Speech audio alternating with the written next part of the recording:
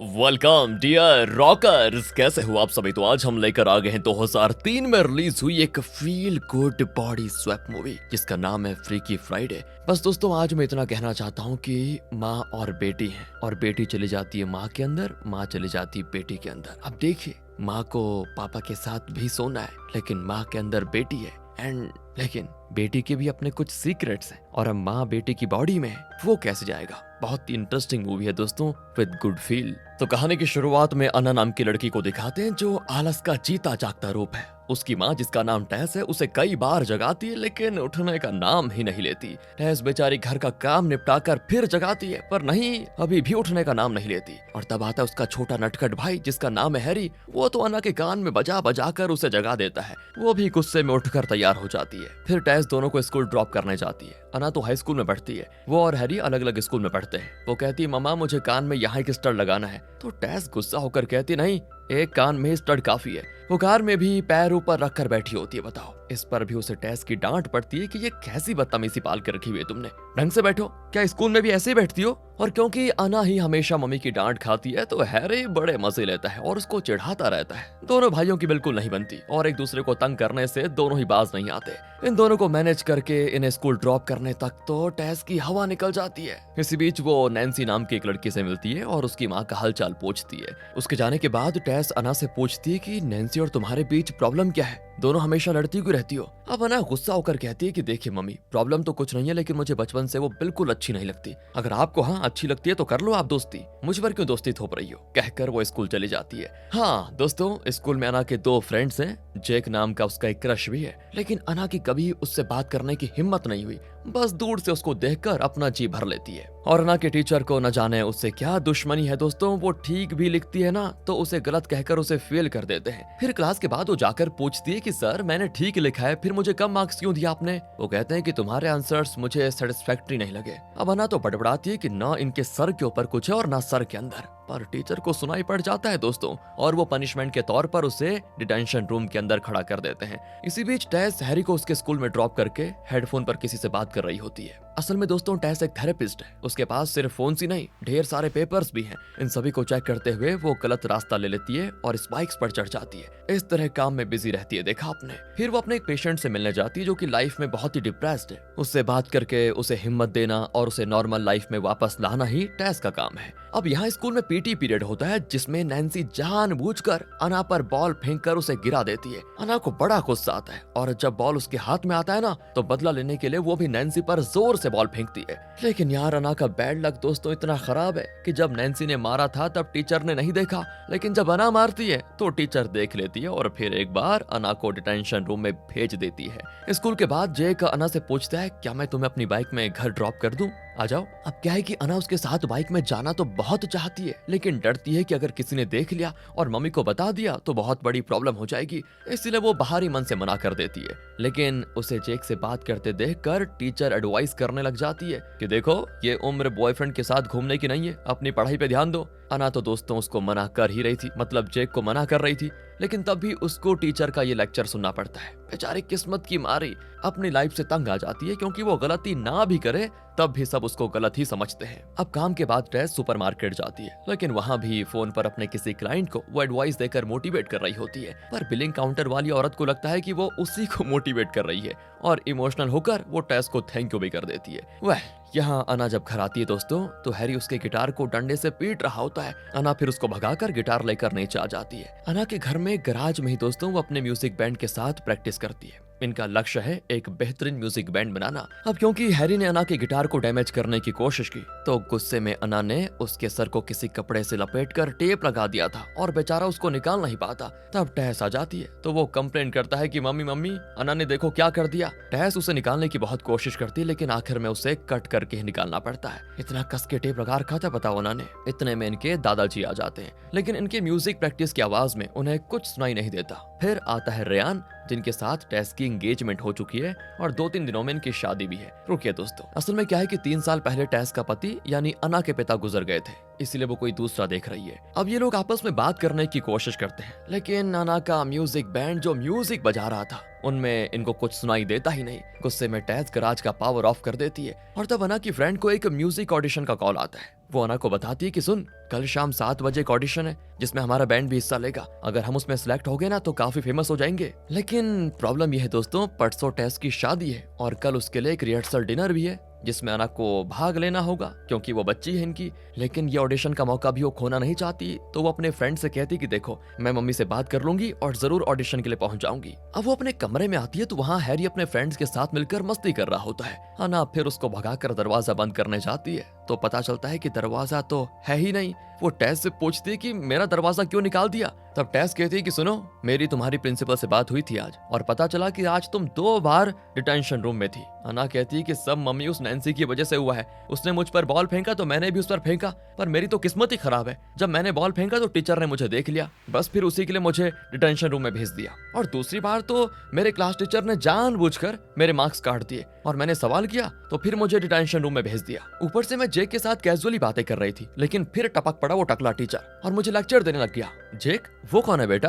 अना कहती है वो मम्मा बहुत अच्छा लड़का है, हमारी पहली मुलाकात डिटेंशन रूम में हुई थी। वाह क्या जोड़ी है, दोनों डिटेंशन रूम में मिले थे, मतलब तुम्हारी तरह वो भी एक नंबर का निकम्मा होगा। इस तरह इनकी यहाँ पर बातें चलती है तो उसी रात वो एक चाइनीज रेस्टोरेंट में डिनर के लिए जाते हैं। रेयान कहता है कि अना तुम्हारे कमरे का दरवाजा किचन के पास ही रखा हुआ है। अब इस पर अना जरा चिढ़कर कहती कि ठीक है कोई बात नहीं। असल में दोस्तों अना ने अभी तक रेयान को अपने पिता की जगह नहीं दी और वो रेयान से नफरत करती है, इसीलिए थोड़ा चिढ़ के बातें करती है। तब दादाजी रेयान से कहते हैं कि बच्ची है ठीक हो जाएगी, फिर वो खाना लेने के लिए चले जाते हैं। अब टेस अना को डांटती है कि ये कोई तरीका है रियान से बात करने का। अना झट से कह देती कि सॉरी मम्मी, मैं आइंदा रियान से अच्छे से बात करूंगी और आप जो कहोगी वही करूंगी, ठीक से पढ़ूंगी, अच्छे नंबर लाऊंगी। अच्छा, ये अचानक से लोमड़ी ने अपना रंग कैसे बदल लिया? अना कहती है कि बात यह है माँ, कल जो आपकी वेडिंग का डिनर रिहर्सल है उसमें मैं नहीं आ पाऊंगी क्योंकि हमारे बैंड का एक ऑडिशन है। टेस तो गुस्से में उसको डांटती है कि मेरे डिनर रिहर्सल में मेरी बेटी नहीं होगी तो कैसे चलेगा। लेकिन अना बहस करती है कि अगर मेरा बैंड ऑडिशन में सिलेक्ट हो गया तो हमारा फ्यूचर बढ़िया रहेगा माँ, मुझे जाना ही होगा। इस बात पर दोस्तों माँ बेटी की बहस शुरू। तब उस रेस्टोरेंट की ओनर इनको देख रही होती है तो ओनर की बेटी कहती है कि प्लीज मम्मी आप वो बात मत सोचना, बहुत प्रॉब्लम हो जाएगी। अब दोस्तों वो ऐसा क्यों कह रही है ये फिलहाल तो पता नहीं। यहाँ अना अपने पॉइंट पे अड़ी रहती है कि लाइफ में एक बार तो मुझे अपनी मर्जी का कुछ करने दो मम्मा, बात बात पे आपकी पाबंदी नहीं सहूंगी मैं। अगर हम सिलेक्ट हो गए तो हम सब पढ़ाई छोड़कर अपने म्यूजिक पर कॉन्सेंट्रेट करेंगे। पढ़ाई छोड़ दोगी क्या? इसीलिए इतनी मेहनत करके तो मैं स्कूल भेज रही हूँ मैं कि पढ़ाई छोड़ दो तुम। स्कूल की पढ़ाई उतनी मुश्किल भी नहीं होती, क्या मैं जानती नहीं? मैं खुद भी तुम्हारी उम्र से गुजर चुकी हूँ, ठीक है?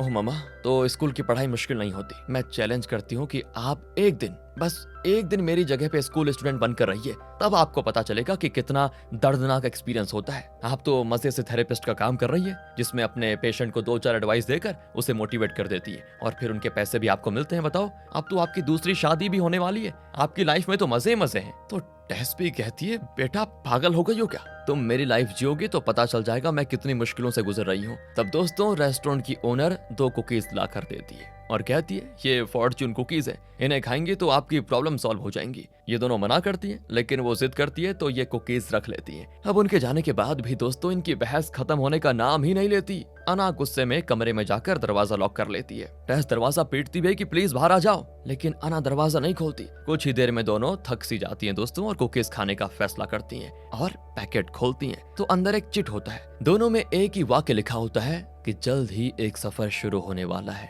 और उसका फल दूसरे की आंखों में नजर आता है। आपको जो नजर आता है वही आप देखते हैं और तब निस्वार्थ प्रेम आपके अंदर बदलाव लाएगा। यह पढ़कर दोनों की समझ में नहीं आता कि इसका मतलब क्या है और तब दोस्तों वो जगह बुरी तरह हिलने लगती है। अना घबराकर दरवाजा खोलती है तो टेस पूछती है बेटा तुम ठीक तो हो ना? वो कहती है हाँ मैं ठीक हूँ माँ। दोनों बाहर आती हैं तो सब कुछ बढ़िया नॉर्मल होता है। यहाँ कोई अर्थक्वेक नहीं आया था जैसा इनको फील हुआ था मतलब। और तब ओनर को देखिए स्माइल करके जाती है वो। एंड यहाँ पर हमें पता चलता है कि जरूर इस ओनर ने कोई जादू टोना किया होगा जिससे सिर्फ इन दोनों को ऐसा लगा जैसे अर्थक्वेक आ गया हो। सब डिनर खत्म करके घर आ जाते हैं और दोनों अपने बेड पर लेटी होती हैं। ठीक 12 बजे होता है इनका बॉडी स्वैप। अगली सुबह टेस उठती है तो खुद को अना के कमरे में पाकर चौंक जाती है, मैं यहाँ पर कैसे आई? हाथ पैर ड्रेस सब बदले बदले लगते हैं। वो कंफ्यूजन में आईना देखती है, ओह माय गॉड। तो पता चलता है कि वो अना की बॉडी में है और तब हैरी आकर कहता है कि अरे अना मम्मी तो बहुत देर से बिना हिले डुले बेड पे पड़ी हुई है,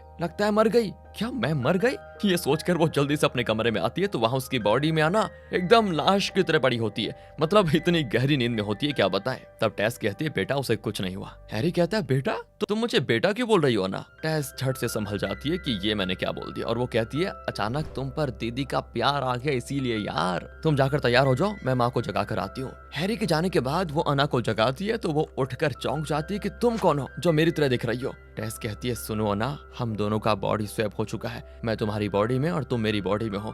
दोनों के कुछ समझ में नहीं आता कि ये कैसे हो गया। चलो एक काम करते हैं, दोनों एक दूसरे को टक्कर मारते हैं, शायद हमारी बॉडीज वापस स्वैप हो जाए। कहकर दोनों ये मेथड भी ट्राई करती हैं, लेकिन एक दूसरे से टकरा कर गिर जाती हैं। आवाज को सुनकर हैरी आ जाता है तो दोनों बहाना करती हैं कि हम डांस कर रही हैं। फिर अना दोस्तों जो टेस की बॉडी में है वो एज यूजुअल हैरी को डराने लग जाती है, तो वो बेचारा तो भाग जाता है कि पता नहीं मम्मी अना की तरह क्यों बिहेव कर रही है आज। तो तब टेस अना को वार्न करती है कि बेटा अब तुम मेरी बॉडी में हो, इसलिए जरा अच्छे से पेश आओ, समझी? इस तरह उस बच्चे को डराओगी तो वो मुझे गलत समझेगा। खैर पता नहीं अब इस प्रॉब्लम का सोल्यूशन क्या है। दोनों चुपके से नीचे आती हैं तो वहाँ पर हैरी और दादाजी बैठकर नाश्ता कर रहे होते हैं। हैरी उनसे कुछ मांगता है लेकिन दादाजी को ठीक से सुनाई देता ही नहीं, तो वो टेबल हिलाने लग जाता है। अब दादाजी तो डर कर भाग जाते हैं कि यहाँ पर अर्थक्वेक आ गया है। तब जाकर माँ बेटे को याद आता है कि कल उस रेस्टोरेंट में अर्थक्वेक आया था जो कि सिर्फ हम दोनों को फील हुआ। अब इतने में रियान आ जाता है तो अना की बॉडी में टेस कहती है आओ आओ हमारे साथ नाश्ता करो। रियान तो हैरान हो जाता है कि जो हमेशा उसके साथ इतनी चिड़चिड़ी रहती थी आज इतने प्यार से कैसे बुला रही है। और अब अना की बॉडी में टेस अना को समझाती है कि बेटा तुम टेस हो फिलहाल के लिए, इसलिए रियान से मेरी तरह बात करो और नॉर्मल रहो। टेस की बॉडी में अना रियान से कहती है हेलो हनी कैसे हो तुम। अब दोस्तों एक तो अना रियान को पसंद नहीं करती, ऊपर से अना के हिसाब से वो ठहरा बूढ़ा, तो उसे रियान को हनी कहना बड़ा अजीब लगता है। तो अब अना की बॉडी में टेस कहती है देखो जब तक हमारी अपनी अपनी बॉडीज में वापसी नहीं हो जाती तब तक हमें एक दूसरे का किरदार निभाना होगा। वैसे उस रेस्टोरेंट की ओनर ही इस मुसीबत की जड़ है, क्योंकि शायद उसी कुकीज से हमारी अदला बदली हुई है। जरूर कोई जादू टोना किया उसने, उस बूढ़ी ने। लेकिन आज अना का क्लास टेस्ट है जिसके लिए अना की बॉडी में टेस को स्कूल जाना पड़ेगा, और टेस का एक इम्पोर्टेंट पेशेंट है जो कि बहुत ही डिप्रेशन में है। अगर टेस आज उसको देखने नहीं गई तो बेचारा अपनी जान ले सकता है। टेस तो कहती है मैं तुम्हारा टेस्ट आसानी से दे दूंगी बेटा, लेकिन तुम्हें भी मेरे उस पेशेंट को थेरेपी सेशन देना पड़ेगा, उसका नाम एवन है। पर टेस की बॉडी में अना कहती है मैं किसी बूढ़े की बेबी सिटर नहीं बनूंगी मम्मी, वो मरे तो मरे मुझे क्या। अना की बॉडी में टेस कहती है देखो बेटा कोई मुश्किल काम नहीं होता, बस पेशेंट की बात सुनो और बात बात पर ये पूछो कि आपको कैसा फील हो रहा है, और फिर जरा उनकी बातों को नोट डाउन करने की एक्टिंग करो, और कुछ करने की जरूरत ही नहीं है। तो इस तरह माँ का काम बेटी और बेटी का काम माँ करने के लिए निकल जाती है। तब टेस देखती है कि अना ने अपना बेली बटन में एक स्टड लगा के रखा हुआ है। वो डांटती है उसको कि मैंने तुम्हें कितनी बार मना किया था इस तरह जगह जगह छेद करके स्टड मत लगाया करो। तो टेस की बॉडी में अना कहती है एक ही तो लगाया है मम्मी, वैसे आप ऐसा जूड़ा बनाकर स्कूल जाएंगी तो सब चिढ़ाएंगी। अना की बॉडी में टेस कहती है कोई नहीं चिढ़ाएगा समझी, जूड़े में ही तुम खूबसूरत लगती हो। और जब वहाँ पर हैरी आता है तो बड़ी कॉमेडी होती है, क्योंकि टेस की बॉडी में अना उसे मार कर जाती है और अना की बॉडी में टेस उसके सर पर प्यार से हाथ फेर कर जाती है। बेचारा कंफ्यूज्ड हो जाता है कि अचानक दीदी अच्छी और माँ बुरी कैसे हो गई। फिर वो कार में जा रहे होते हैं, रेयान ड्राइव कर रहा होता है, और जिस तरह हमेशा अना पैर को डैशबोर्ड पर रखती है उसी तरह अब टेस की बॉडी में अना अपना पैर डैशबोर्ड पर रख देती है और आराम से बैठती है। पीछे अना की बॉडी में टेस बैठी होती है और डांटती है ये क्या कर रही हो।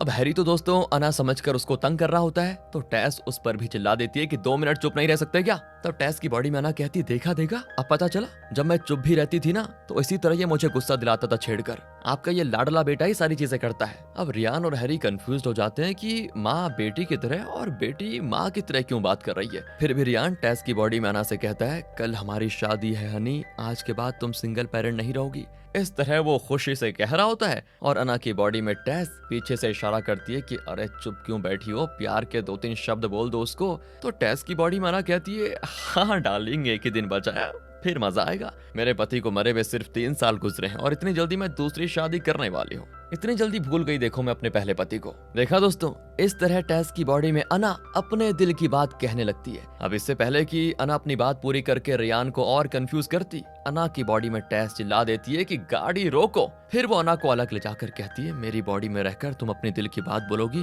तो मुझसे बुरा कोई नहीं होगा समझी, कायदे में रहकर ही बोलना। बेचारे रियान का दिल क्यों दुखाना चाहती हो, खैर तुम मेरे उस पेशेंट एवन के साथ ठीक से पेश आना समझी। अन्ना चिल्ला देती है कि ओके मम्मी। देखने में बड़ा अजीब लगता है, जैसे कि बेटी डांट रही है और माँ उसकी डांट खा रही है। और तब जेक अपनी बाइक में आता है तो अना कहती, मम्मी वही तो है मेरा क्रश। क्या ये तुम्हारा क्रश है? ये तो उम्र में तुमसे बहुत बड़ा लगता है। पर दोस्तों वो पास आता है तो अना की बॉडी में टेस बहुत ही चिढ़कर कहती है, ये है मेरी मम्मी। तो टेस की बॉडी में अना बत्ती सी दिखाकर बात करती है। तो टेस कहती है, दांत बहुत दिखा लिए, अब जाओ यहाँ से। वो कहती है, ठीक है मम्मी, पर प्लीज मेरे क्रश से ठीक से बात करना, हमारा ब्रेकअप मत करवा देना। इस तरह माँ को वॉर्न करके वो चली जाती है। फिर अना की बॉडी में टेस कहती है, देखो बेटा जेक। और वो चौंक जाता है, क्या मैं तुम्हें बेटा लगता हूँ? ओ सॉरी। देखो जैक, मुझे तुम्हारा हेयर स्टाइल, ड्रेसिंग सेंस कुछ भी ठीक नहीं लगता, दिखने में एक नंबर की टपोरी लगते हो। अब दोस्तों क्योंकि टेस एक मैच्योर औरत है, लेकिन टीनेजर्स के स्टाइल, उनकी फीलिंग्स वगैरह वो नहीं समझ पाती, इसीलिए वो इस तरह उसको एडवाइस देने लगती है और कहती है,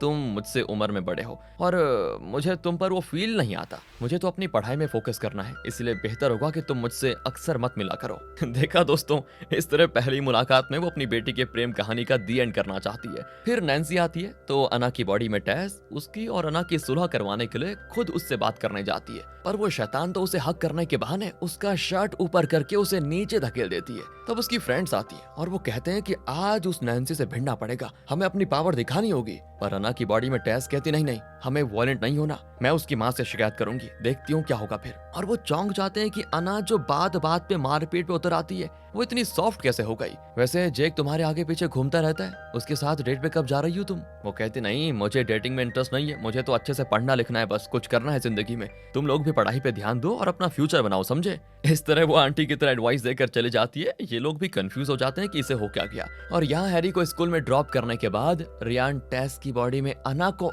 किस करने वाला होता है, तो वो ये बहाना करके बच निकलती कि प्लीज आज नहीं, क्योंकि मेरे मुंह में फोड़ा हो रखा है। फिर टेस की बॉडी में अना अपनी माँ का क्रेडिट कार्ड वगैरह निकाल कर अपने टीनेज के हिसाब से ड्रेस खरीद कर पहनती है और अजीब सा हेयर स्टाइल कर लेती है। सब उसे किसी अजूबे की तरह देख रहे होते हैं। इतने में टेस के बैग से कई फोन्स और पेपर्स रिंग करते हैं। फोन रिंग करते हैं तो वो बौखलाकर टेस के ऑफिस पहुंच जाती है तो वहाँ के फोन्स भी लगातार रिंग कर रहे होते हैं। उसकी समझ में नहीं आता कि मम्मी एक ही टाइम पे इतने फोन्स, कॉल्स, इतने पेशेंट्स को कैसे मैनेज करती होगी। इतने में एक आदमी किसी फाइल पर उसका साइन लेने आता है तो उसे पता चलता है कि मम्मी की नजर थोड़ी कमजोर है, लेकिन इतने दिन वो किसी तरह मैनेज कर रही थी। अना को कुछ हद तक अब अपनी माँ की प्रॉब्लम समझ में आ जाती है। फिर वहाँ माँ का पेशेंट एवन आता है, पर अना उसे गलती से केविन कह देती है, जो उसे थोड़ा गुस्सा भी दिला देता है। फिर फोन रिंग करता है तो वो पूछता है, आप फोन नहीं उठाएंगी क्या? तो वो कहती है, उसे रिंग करने दो, फिलहाल आपका सेशन करते हैं। वो पूछता है, आपने वादा किया था कि शादी के बाद जब आप हनीमून पर जाएंगी तब भी आप फोन के जरिए मुझे थेरेपी सेशन देंगी, तो क्या वो झूठ है?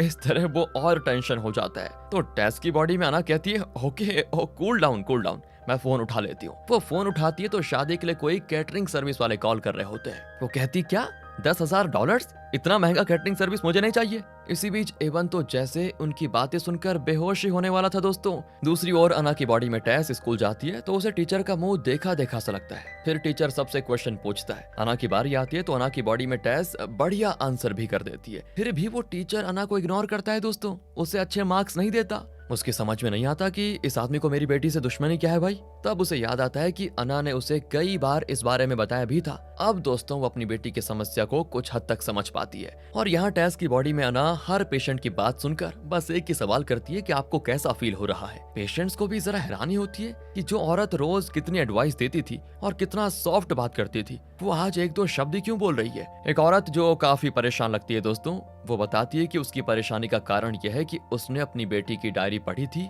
और उसे पता चला कि उसकी बेटी का एक बॉयफ्रेंड है। इस पर टेस की बॉडी में अना चिल्ला देती है कि आपने अपनी बेटी की डायरी क्यों पढ़ी? क्या उसकी कोई पर्सनल लाइफ नहीं हो सकती? देखिए, उसमें आपको झांकने की जरूरत ही नहीं है। वो औरत तो चौंक जाती है कि ये थेरेपिस्ट है या क्या है, इसको तो खुद थेरेपी की जरूरत है। यहाँ क्लास में जब सभी चले जाते हैं तब जाकर अना की बॉडी में टेस को याद आता है कि इस टीचर को अना से दुश्मनी क्या है। दरअसल दोस्तों ये टीचर और टेस एक ही कॉलेज में पढ़ते थे। उस वक्त टीचर को टेस से एक तरफा प्यार था, लेकिन टेस ने उसके प्यार को ठुकरा दिया और वही खुन्नस वो अना पर निकाल रहा है। वो सीधे टीचर से कह देती है, देखिए सर, मैं जानती हूँ कि आप मेरी माँ से एक तरफा प्यार करते थे और माँ ने आपको ठुकरा दिया। उसी का गुस्सा आप मुझ पर निकाल रहे हैं ना जानबूझकर, और मुझे फेल भी करना चाहते हैं। अगर आपका रवैया नहीं बदला तो मैं प्रिंसिपल से कंप्लेंट करूंगी और आपकी नौकरी चली जाएगी। फिर ये सब बातें सुनकर टीचर की हालत खराब। बाहर अना के फ्रेंड्स ये देखकर चौंक जाते हैं दोस्तों। अब अना की बॉडी में टेस उनके ड्रेस वगैरह ठीक करने लगती है कि ये सब दिखाने की क्या जरूरत है। वो पूछते हैं कि तुमने अपनी माँ से बात की क्या, आज हमें ऑडिशन के लिए जाना है। पर वो कहती है माँ ने मना कर दिया यार, तुम लोग ऑडिशन के लिए चले जाओ।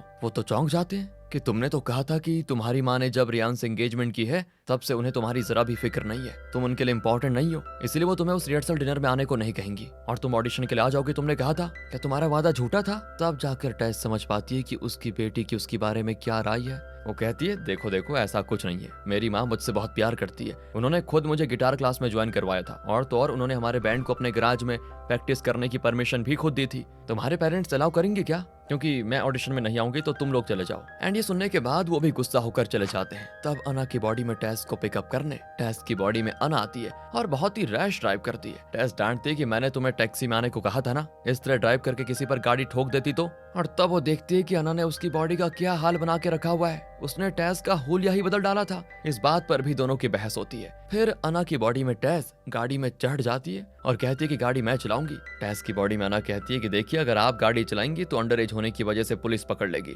कहकर वही ड्राइव करती है और काफी रश ड्राइविंग करती है। और तो और दोस्तों वो ढेर सारा जंक फूड खाती है। अना की बॉडी में टेस फिर भड़क जाती है कि जंक फूड खाकर मेरा पेट खराब मत करो, मुझे दो, मैं खाकर तुम्हारा पेट खराब करती हूँ। ये कहकर वो उसका फ्रेंच फ्राइज छीन कर खुद खा लेती है और कहती है वाह जंक फूड खाने का मजा ही कुछ और है। फिर वो उस रेस्टोरेंट की ओनर से मिलने जाती है, लेकिन इनको देखते ही वो बूढ़ी भागने लगती है। दोस्तों उसकी बेटी उसको रोक लेती है और डांटती है कि मैंने मना किया था ना माँ कि ऐसा मत करो, फिर भी आप अपने जादू टोने से बाज नहीं आई। असल में दोस्तों ये बूढ़ी बहुत से लोगों की इस तरह अदला बदली करवा चुकी है। अना और टेस अक्सर इस रेस्टोरेंट में आती थी और हर बार इन्हें आपस में लड़ते बहस करते देखकर उसने फैसला किया था कि इनकी बॉडी जरा बदल देती हूँ, तब जाकर दोनों को एक दूसरे की प्रॉब्लम समझ में आएंगी। फिर वो अपनी बेटी को चाइनीज में कुछ बताकर चली जाती है। बेटी बताती है कल आपकी शादी है ना, आपका वापस अपनी बॉडी में लौटना आपके हाथों में है, इस समस्या का समाधान भी आपको अपने अंदर ही ढूंढना है। टेस पूछती है तो क्या तुम कुछ नहीं कर सकती? वो कहती नहीं, मैं बस एक काम कर सकती हूँ, कल आपकी शादी के लिए कैटरिंग सर्विस कर सकती हूँ और वो भी अच्छे डिस्काउंटेड रेट पर। अरे यहाँ जान पे जान बनाई है और तुम्हें डिस्काउंट की सूझ रही है? नहीं चाहिए तुम्हारी कैटरिंग सर्विस, मैं पहले किसी दूसरे कैटरिंग सर्विस को बुक कर चुकी हूँ।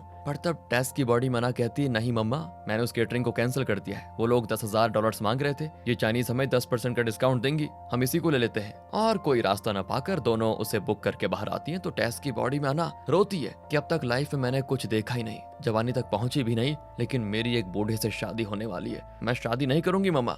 इतने में हैरी के स्कूल से पेरेंट्स टीचर मीटिंग के लिए एक कॉल आता है। अना की बॉडी में टेस कहती है कि बेटा तुम हैरी के स्कूल जाओ और मीटिंग में ठीक से बात करना, कुछ अनाप शनाप मत बोल देना और मैं तुम्हारा टेस्ट देने स्कूल जाती हूँ। टेस की बॉडी में अना हैरी के स्कूल चली जाती है और वो उसे प्यार से मम्मी पुकारता है, लेकिन वो तो उसको डांट पटकार कर अंदर चली जाती है। टीचर कहती है कि आपका बेटा बहुत ही होशियार बच्चा है, कभी कोई शैतानी नहीं करता। हाँ, टेस की बॉडी में अना सोच लेती है कि हैरी और शैतानी नहीं करता, अगर घर पर आकर देखेगा ना टीचर फिर पता चलेगा आपको कितना पहुंचा हुआ शैतान है ये बंदर कहीं का। देखिए वैसे स्कूल के कुछ बच्चे उसे बुली करते हैं, इसी वजह से वो परेशान रहता है बेचारा। तो टेस की बॉडी में आना कहती है अच्छी बात है, इस उम्र में बुलिंग वगैरह को फेस करेगा तभी तो आगे जाकर स्ट्रांग बनेगा। इस तरह मैनेज करके वो बच निकलने की कोशिश करती है, लेकिन टीचर उसको रोक कर कहती है आपका बेटा गणित में जरा कमजोर है, लेकिन हाँ इंग्लिश उसकी बहुत ही अच्छी है, उसने कैसे भी लिखा है, ये कहकर वो ऐसे दिखाती है। उसमें हैरी ने अपनी दीदी यानी अना के बारे में बहुत अच्छी अच्छी बातें लिखी होती है कि माई सिस्टर इज बेस्ट, जिसे पढ़कर टेस की बॉडी में आना बहुत इमोशनल हो जाती है कि बाहर से तो वो हमेशा मेरे साथ लड़ता है, लेकिन अंदर ही अंदर उसे मुझसे बहुत प्यार भी है।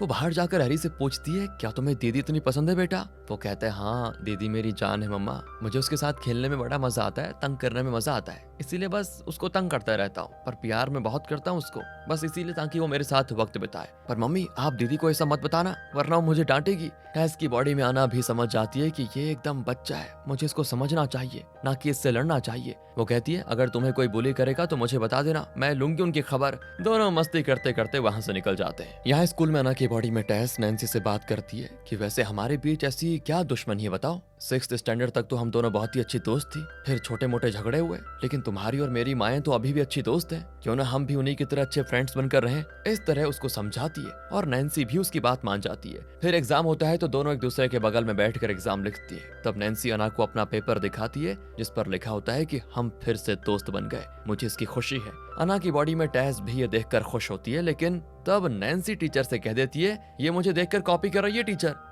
धोखा हो गया यार। फिर क्या था, अना की बॉडी में टेस को डिटेंशन रूम में डाल दिया जाता है। लगता है अभी तक नैन्सी की खुन्नस उतरी नहीं, वहाँ की इंचार्ज सो रही होती है तो वो चुपके से बाहर निकल आती है और तब जेक वहाँ पर आता है। तब पता चलता है कि जेक यहाँ का स्टूडेंट नहीं है बल्कि ऑफिस बॉय के तौर पर यहाँ पार्ट टाइम जॉब करता है। उस दिन जब अना ने कहा था ना कि वो पहली बार जेक से डिटेंशन रूम में मिली थी, तब टेस ने गलत समझा था कि जेक अच्छा लड़का नहीं है, लेकिन अब वो रियलाइज करती है कि जेक बहुत ही अच्छा लड़का है और अपने परिवार को सपोर्ट करने के लिए यहाँ पार्ट टाइम जॉब कर रहा है। अब वो जेक से अच्छे से बात भी करती है। वो कहता है कि टीचर ने तुम्हें एग्जाम लिखने नहीं दिया, लेकिन मैं तुम्हारी मदद कर सकता हूँ, कहकर वो उसे ऑफिस रूम में लेकर जाता है जहाँ सबके आंसर शीट्स रखे होते हैं। अना की बॉडी में टेस अपना आंसर शीट निकाल कर उसे पूरा कर देती है, और तो और नैन्सी का आंसर शीट उठाकर उसके सारे आंसर्स कैंसिल कर देती है और लिखती है I am stupid। घर पर टेस की बॉडी में अना को रियान एक सरप्राइज देने की कोशिश करता है और इसके लिए वो किसी लाइव इंटरव्यू में चला जाता है। असल में टेस एक राइटर भी है दोस्तों, और कुछ बुक्स भी लिखे हैं उसने,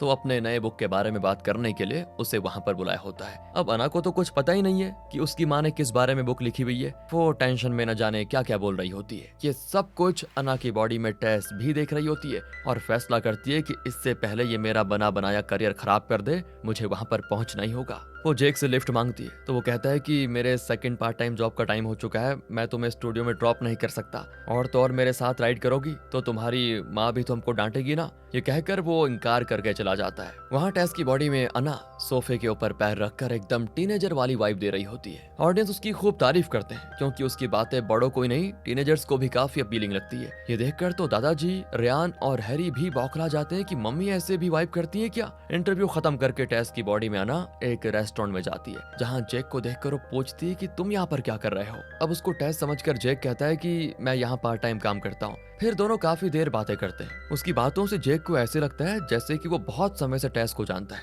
और वो इसीलिए क्योंकि वो है तो अना दोस्तों। खैर वो कहती है मेरी वेडिंग रिहर्सल का टाइम हो गया, मुझे जाना होगा। जेक कहता है कि आप चाहें तो मैं आपको वेन्यू पर ड्रॉप कर सकता हूँ। अना तो भूल ही जाती है कि वो अपनी माँ की बॉडी में है और मस्त उसके कंधे पर सर रखकर राइड करती है। तब रियान देख लेता है और सोचता है कि ये इस लड़के के साथ कहाँ जा रही है। उसे जरा शक भी हो जाता है। घूम फिर कर जब टेस की बॉडी में अना घर आती है तो अना की बॉडी में टेस उसे खूब डांटती है। दादाजी और हैरी कंफ्यूज हो जाते हैं कि बेटी माँ को क्यों डांट रही है, ये चल क्या रहा है। अना की बॉडी में टेस कहती है कुछ नहीं दादाजी, एक थेरेपी के लिए मैं और मम्मी रिहर्सल कर रही है जिसमें मैं मम्मी की तरह और मम्मी मेरी तरह बात करेंगी।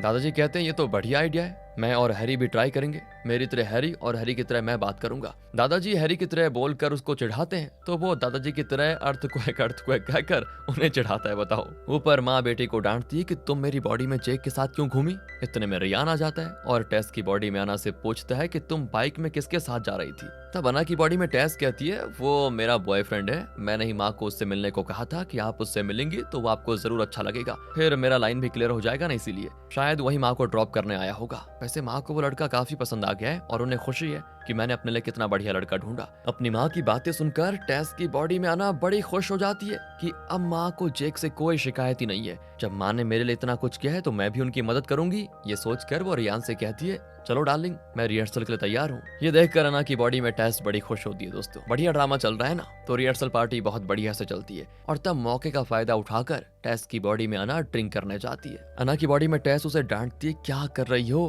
कल तक अगर हम दोनों अपनी बॉडीज में वापस नहीं गई तो तुम्हारी शादी हो जाएगी रियान से, उसका सोल्यूशन ढूंढो पहले। वो उस कुकी वाले कागज को देखती है कि आखिर इस पहेली का जवाब क्या होगा। पर इसी बीच अना के फ्रेंड्स अना की बॉडी में टेस का मुंह बंद करके बाहर उठाकर लेकर जाते हैं और कहते हैं कि प्लीज 20 मिनट का ऑडिशन है, कैसे भी करके तुम यहाँ से निकल कर आ जाओ। और जब अना की बॉडी में टेस इंकार करती है तो ये देखिए दोस्तों, वो उसे किडनैप करके ले जाने का फैसला कर लेते हैं। ये देखकर तो रियान के आदमी उन्हें पकड़कर टेस की बॉडी में अना के पास लेकर आते हैं। वो कहते हैं कि प्लीज आंटी जी बस 20 मिनट के लिए अना को हमारे साथ भेज दीजिए, आज बहुत ही इंपॉर्टेंट ऑडिशन है। अना की बॉडी में टेस साफ इंकार कर देती है, लेकिन रियान कहता है अगर ये इतना इंपॉर्टेंट ऑडिशन है तो तुम लोग शौक से अना को लेकर जाओ, ये तो बस रिहर्सल के लिए है। इसके लिए अना को जो अपना टैलेंट दिखाने का मौका मिल रहा है उसे हम जाया क्यों करें। मैं तो चाहता हूँ कि मेरी बेटी सक्सेसफुल हो, वही करे जो उसको ठीक लगता है। हो ये सुनकर दोस्तों अना के फ्रेंड्स खुशी खुशी अना की बॉडी में टेस को ऑडिशन के लिए लेकर चले जाते हैं। और यहाँ टेस की बॉडी में अना समझ जाती है कि उसने भले रियान से नफरत की, उससे हमेशा चिढ़कर बातें की और उसे अपना स्टेप फादर समझा, लेकिन रियान दिल का बहुत ही अच्छा है और जब से उसने टेस से प्यार किया वो उसके दोनों बच्चों को भी अपना ही बच्चा मानने लगा है। ये जानकर टेस की बॉडी में आना बड़ी खुश होती है। तब रियान कहता है कि देखो, मैं चाहता हूँ कि उसकी खुशी में तुम भी शामिल हो जाओ। मैं भी आना चाहता हूँ, लेकिन शायद मुझे देखकर उसे गुस्सा आ सकता है, इसीलिए तुम जाओ, उसे खूब चीयर करो। 20 मिनट की तो बात है, मैं मैनेज कर लूंगा। अब टेस की बॉडी में दोस्तों अना को पूरा यकीन हो जाता है कि ये मेरे पापा से जरा भी कम नहीं है, तो वो बड़े प्यार से रियान के गाल पर किस करके चली जाती है। ऑडिशन में अना की बॉडी में टेस के हाथ में वो गिटार पकड़ा देते हैं, लेकिन टेस को गिटार बजाना तो आता ही नहीं। वो कहती प्लीज मुझे छोड़ दो, मेरे सर में दर्द हो रहा है, पर वो नहीं छोड़ते। इतने में ऑडिशन शुरू हो जाता है, सब बढ़िया प्ले करते हैं, सिर्फ अना की बॉडी में टेस गिटार से बहुत अजीब और बेसुरी आवाजें निकालती है। और तब टेस की बॉडी में अना झट से स्टेज के पास आकर कहती है कि माँ, मैं आपके गिटार का प्लग निकाल देती हूँ, आप बस बजाने की एक्टिंग करो, बाकी मैं संभाल लूंगी। अब अना की बॉडी में टेस भी स्टेज पर जाती है और एक्टिंग शुरू कर देती है अपनी। और फिर क्या था दोस्तों,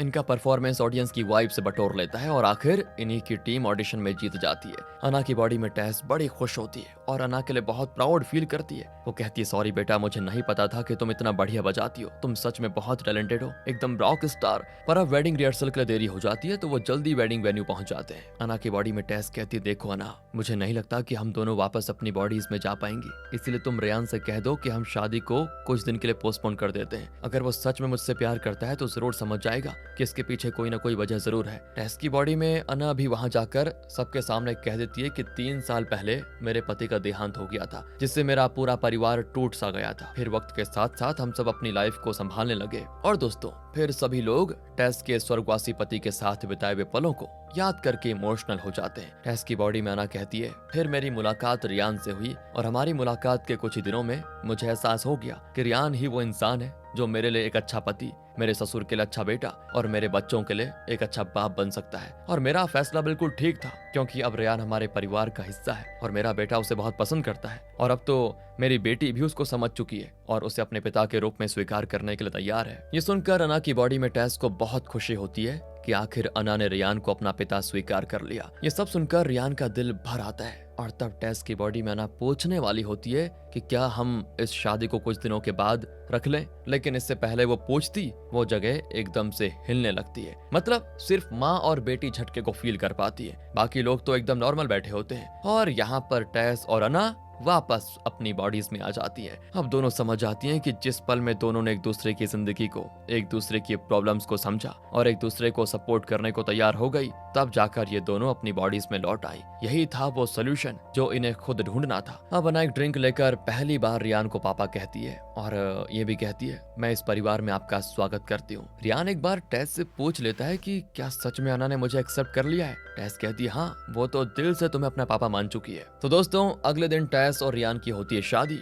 माँ बेटी एक दूसरे को थैंक करती है और पिछली हरकतों के लिए एक दूसरे को सॉरी भी कह लेती है। तब जेक आता है तो टेस खुद अना से कहती है लो आ गया तुम्हारा बॉयफ्रेंड, जाओ उससे बातें करो। अना भी उसके पास जाती है और उसे प्रपोज कर देती है। दोनों मजे से डांस करते हैं। दूसरी ओर दादाजी हैरी से कहते हैं कि वो देखो वो लड़की तुम्हें देख रही है, जाओ जाओ उसके साथ डांस करो। हैरी कहता है नहीं मैं नहीं जाऊंगा। दादाजी कहते हैं इस तरह अपनी जवानी बर्बाद मत करो पोते, अगर मैं तुम्हारी उम्र का होता तो अभी तक न जाने कितनी गर्लफ्रेंड्स बना चुका होता। और तब उस रेस्टोरेंट की ओनर वही जादू टोने वाली बुढ़िया दोस्तों 2 फॉर्च्यून कुकीज लेकर इनकी ओर आती है। उसकी बेटी भागकर आ जाती है कि प्लीज उनके साथ ऐसा मत करो। अब इससे पहले कि दादाजी और हैरी कुकीज निकालते, ओनर की बेटी झपट कर उनके कुकीज छीन लेती है। अगर वो लोग उसे खा लेते तो जरूर दादाजी और हैरी की बॉडी स्वैपिंग हो जाती और दादाजी को फिर स्कूल जाना पड़ जाता। कोई बात नहीं दोस्तों, फिर अना और उसके फ्रेंड्स का एक बैंड कॉन्सर्ट होता है और सब खूब एंजॉय करते हैं। इसी हैप्पी मोमेंट के साथ ये मूवी यहाँ पर खत्म होती है। बाकी अब आप बताइए आपने मजा किया कि नहीं, आपको स्टोरी कैसे लगी, एक्सप्लेनेशन कैसा लगा बता दीजिए। मिलते हैं आपसे अगली वीडियो में, ध्यान रखिए अपना बहुत जरूरी। And finally thanks for watching.